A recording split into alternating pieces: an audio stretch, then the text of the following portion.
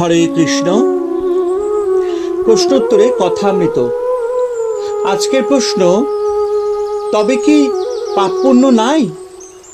এই প্রশ্নের উত্তরে ঠাকুর শ্রী রামকৃষ্ণ পরমহংসদেব বলেছেন, আছে আবার নাই। তিনি যদি অহংতত্ত্ব রেখে দেন, তাহলে ভেদ বুদ্ধিও রেখে দেন, পাপ পুণ্য জ্ঞানও রেখে দেন।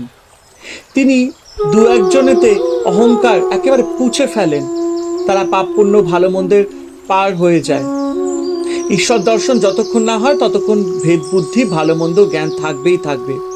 তুমি মুখে বলতে পারো আমার পাপ পুণ্য সমান হয়ে গেছে, তিনি যেমন করাচ্ছেন তেমনি করছি, কিন্তু অন্তরে জান যে ও সব কথা মাত্র, মন্দ কাজটি করলেই মন ধুক ধুক করবে।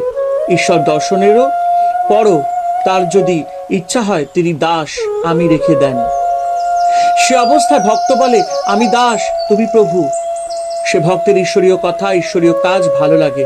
ঈশ্বর বিমুখ লোককে ভালো লাগে না, ঈশ্বর ছাড়া কাজ ভালো লাগে না।